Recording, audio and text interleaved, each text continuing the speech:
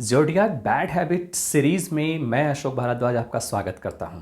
एक psychological research के अनुसार 60% पीपल ऐसे होते हैं जिन्हें अपनी बैड हैबिट के बारे में पता होता है, अवेयर होते हैं।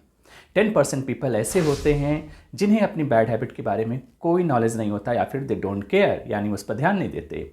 30% पीपल ऐसे होते हैं जो अपनी बैड हैबिट के बारे में जानते हैं और उससे जो उनकी नुकसान हो रहा है, जो लॉस हो रहा है, उसको भी समझते हैं। उसे ठीक करने का वो पूरा कोशिश भी करते हैं, प्लान भी बनाते हैं, लेकिन एग्जीक्यूट नहीं कर पाते हैं।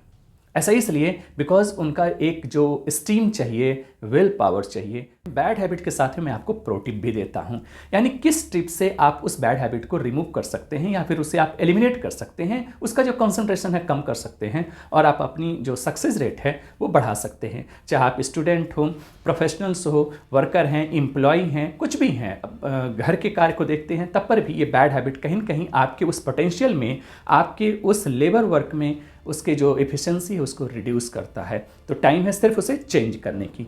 चेंज करने के लिए सबसे इंपॉर्टेंट चीज़ होता है आपका विल पावर, यानी आप उसके लिए प्रॉमिस करें कि आप उसे ठीक करेंगे। पेशेंस ज़्यादा अच्छा नहीं होता है, उसे आप उस पर विचार करिए, थिंक प्रोसेस करिए and then take an action. Don't show your more patience. इससे आपको कोई मेडल नहीं मिलने वाला है कि आप बहुत पेशेंसफुल हैं, बल्कि इससे आपका जो सक्सेस रेट है वो रिड्यूस होगा। सबसे पहले अपनी बैड हैबिट को अंडरस्टैंड करिए, अंडर एस्टिमेट मत करिए। कोई भी चीज़ें चेंज हो रहा है, एटमॉस्फियर चेंज हो रहा है, सर्कमस्टेंसेज चेंज हो रहे हैं, रिलेशन में कोई चेंजेस आ रहा है, तो डेफिनेटली यू शुड वेलकम। आप उसे वेलकम करिए because it's a show to your more gratitude, it's show to your more vast of your area of your thinking, कि आप कितना ज़्यादा डिफरेंट सोच सकते हैं, कितना ज़्यादा ब्रॉड सोच सकते हैं। अगर आप एक जगह रिजिड रहेंगे, एक जगह रुके रहेंगे, तो ऐसे कंडीशन में आपकी वहाँ पर क्रिएटिविटी लॉस होगा, आपके रिलेशंस वहाँ पर हैम्पर होंगे और आपका जो एक वर्क स्टेमिना है, जितना ज़्यादा आप काम कर सकते हैं, वो कहीं कहीं रिड्यूस होगा। सो इसके लिए सबसे अच्छा प्रो टिप मैं आपको बताऊं, पिछली वीडियो में हमने बात किया था एरीज के बारे में। वो वीडियो आप लोगों ने बहुत पसंद किया और उस पर अभी मोर देन 20,000 से ज़्यादा व्यू है, तो मैं सबसे पहले उसके लिए आपको शुक्रिया करता हूं, आप सभी दर्शकों का।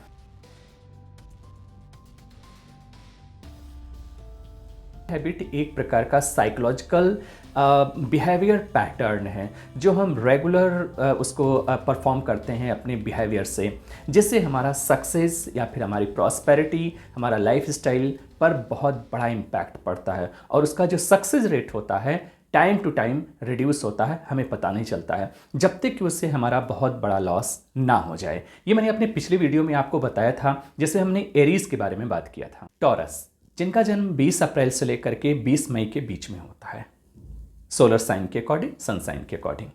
टॉरस का जो लॉर्ड है, उसका ओनर है वेनस। टॉरस एक अर्दी एलिमेंट है, इसके बहुत सारे जो कैरेक्टर हैं, लक्षण हैं, उसमें स्थिरता ज़्यादा होती है। It is the fix sign, एक प्रकार का ये फिक्स साइन है। Taurus bad habit number 1, blunt. ऐसे पीपल ज़्यादा स्ट्रेट फॉरवर्ड होते हैं, ये जो भी बातें होती हैं ऑन द स्पॉट मुंह पर कह देते हैं, एट फ्रंट मुंह पर कह देते हैं। इट्स अ गुड हैबिट, बहुत अच्छी चीज़ है ये कि आप जो भी हो, टॉर्सियन ब्लंट होते हैं, means they are straight forward. Whatever they have in their mind, उनके माइंड में जो कुछ भी होता है सामने वाले को तुरंत बता देते हैं, उसमें ज़्यादा देर नहीं करते। So straight forward is the good thing, particularly जब भी आप किसी काम को करते हैं या किसी के साथ में अगर बैठ करके कोई आप डील करते हैं या फिर कोई अगर प्रपोजल्स है, तो उसमें स्ट्रेट फॉरवर्ड होना is the very good thing. But कभी कभी ऐसे सिचुएशन ऐसे आ जाते हैं हमारे डे टू डे लाइफ में, जहाँ पर हम बहुत ज़्यादा अगर स्ट्रेट फॉरवर्ड हो जाते हैं तो बहुत सारी अपॉर्चुनिटी ऐसे हो जाती है जो हम लॉस कर देते हैं, खो देते हैं, बिकॉज हमें पता नहीं रहता है और हम उसको स्टडी नहीं करते हैं और एज इट इज़ हमने देखा और उसको स्ट्रेट फॉरवर्ड हमने उसको नो कह दिया। तो इसमें आपका जो लेवल है स्ट्रेट फॉरवर्ड यानी ब्लंट होने का, दैट शुड बी वेरी ज़्यादा नहीं होना चाहिए, थोड़ा इसको रिड्यूस करना है, आपको मिनिमाइज करना है।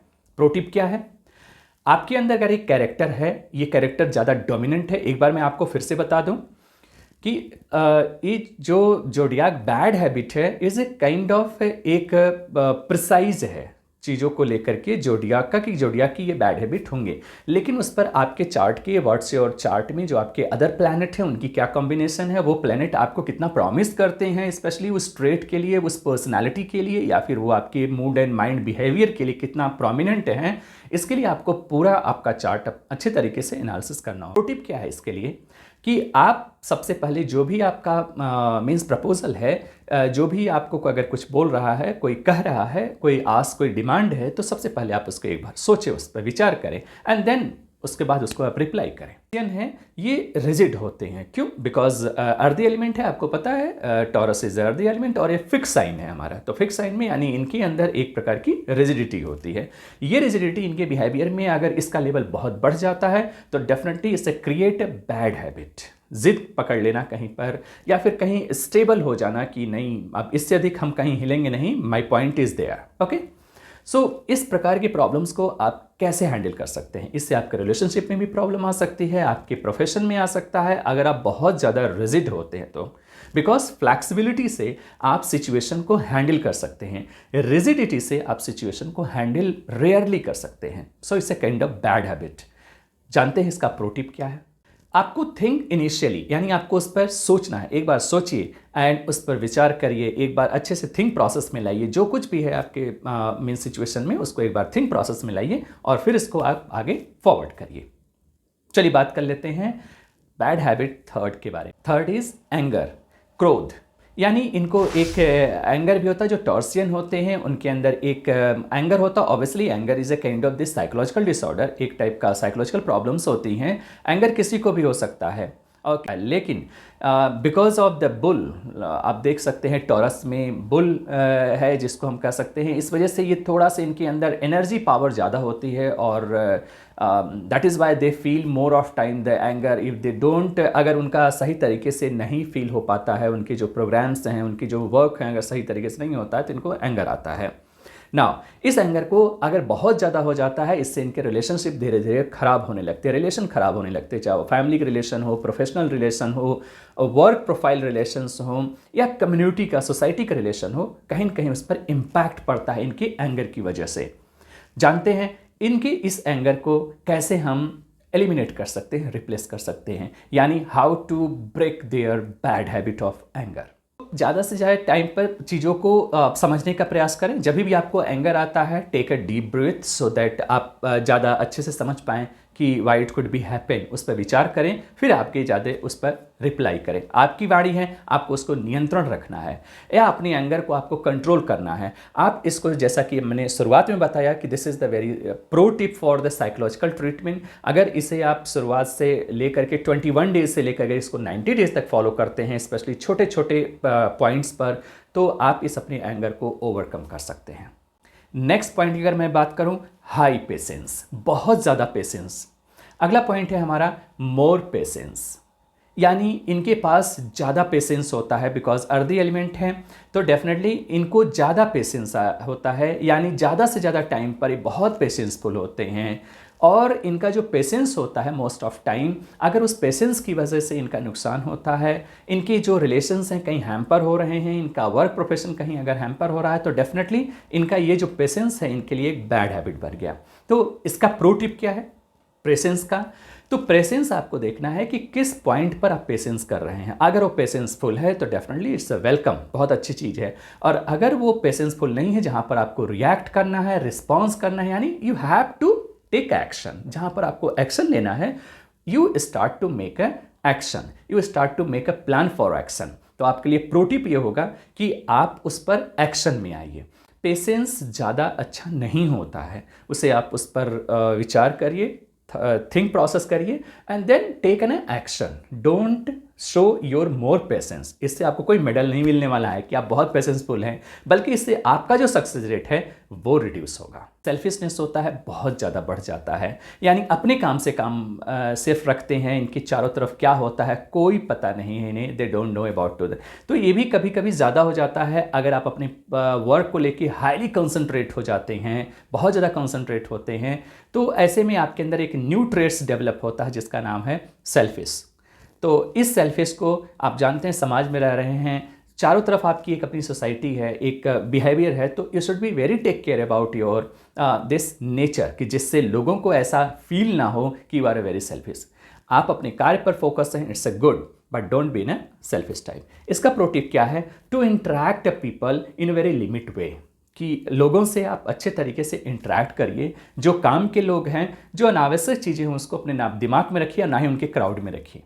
5 बैड हैबिट है इनका, यूनी डायरेक्शनल वर्क, यानी ये एक दिशा में या फिर एक डायरेक्शन में अपने कार्य को लगातार करते रहते हैं, रेगुलर करते रहते हैं, यानी यूनी डायरेक्शनल होते हैं। ये अपने डायरेक्शन को चेंज नहीं करते, और बस एक अगर इनको कोई टास्क मिल जाता है तो उस टास्क में एकदम लगे रहते हैं। They don't think beyond even. तो ये बहुत अच्छी चीज़ होती है कि जब भी आप किसी लक्ष्य पर हैं, किसी भी अपने टास्क पर हैं, यूनिडायरेक्शनल जो वर्किंग स्टाइल है ये बहुत अच्छी होती है कि आप एक डायरेक्शनल पर हैं, एक डायरेक्शन में आप काम कर रहे हैं। लेकिन अगर ये ज़्यादा आपके बहुत ज़्यादा हो जाता है आपके लाइफ स्टाइल में, तो डेफिनेटली आपके दूसरे वर्क प्रोफाइल को कहीं ना कहीं हैम्पर करता है, आपके दूसरे रिलेशन को कहीं ना कहीं हैम्पर करता है। So you should be very take care to minimise, कि बहुत ज़्यादा ये नहीं होना चाहिए कि यूनिडायरेक्शनल हैं। फॉर एग्जाम्पल, अगर आप कोई कार्य कर रहे हैं, दूसरा इमीडिएट आपके पास अगर कोई और टास्क आ जाता है, तो you just get an stuck, आप रुक जाते हैं वहीं पर, बिल्कुल रुक जाते हैं। इट इज़ बिकॉज कि आपको यूनिडायरेक्शनल ज़्यादा पसंद है। तो ऐसे में इसके लिए प्रो टिप क्या होगा कि just you make your to mind not a multi directional, because इससे आपकी एनर्जी ज़्यादा डिस्ट्रैक्ट होगी, but you just focus to your self on the work, and immediately अगर साइड बाय साइड कोई और अगर टास्क आते हैं, यू जस्ट वेलकम इट। इससे आपकी क्रिएटिविटी इंक्रीज होगा, इससे आपका जो वर्क है, वर्क प्रोफाइल में आपके 4 चांद लग जाएंगे, यानी उसमें भी वर्क प्रोफाइल भी आपका बहुत इंक्रीज होगा, because you take as a certain point of a different task in a different manner. बात कर लेते हैं 6 बैड हैबिट के बारे में। छठा बैड हैबिट टॉरस के लिए होता है clinching of their teeth. Clinching of their teeth यानी अपनी जो जबड़ा होता है इनका, जो स्पेशली जॉ होता है, इस जॉ को क्या करते हैं, क्लिंच करते रहते हैं, ग्राइंड करते रहते हैं, कभी कभी दांत को चबाते रहते हैं ऐसे ऐसे, ये बिकॉज इसलिए चूंकि ये इनकी बैड हैबिट है, इससे इनको 3 टाइप की प्रॉब्लम शुरू हो सकती है। एक तो ऐसा हो सकता है कि जिसके साथ ये बातचीत कर रहे हैं वो बहुत अनकंफर्ट हो जाए, डिस्कंफर्ट हो जाए, बिकॉज आप you are just grinding of your teeth. Number दूसरा हो सकता है कि they start to make of their the facial disorder is a kind of facial disorder में कैटेगरी में आता है साइकोलॉजी में। और थर्ड होता है इट्स रिड्यूस योर कॉन्फिडेंट। जी हाँ, आपके कॉन्फिडेंट को ये रिड्यूस करता है। अगर आप अपने दांत को यानी अपने टीथ को आप बार बार अगर ग्राइंड करते हैं, उसे क्लिंच करते हैं, अपने जॉ को क्लिंच करते हैं, इसे kind of your less confident, आपके कॉन्फिडेंट को रिड्यूस करता है। प्रो टिप क्या है इस टाइप के बैड हैबिट के लिए? जब भी आपको ग्राइंडिंग होती है, you just distract, you just plan to your self and you just distract, कि जब भी आपको ग्राइंडिंग होती है, टीथ में क्लेंचिंग होता है, इस तरह से आपको मन करता है करने का, you just up distract your mood.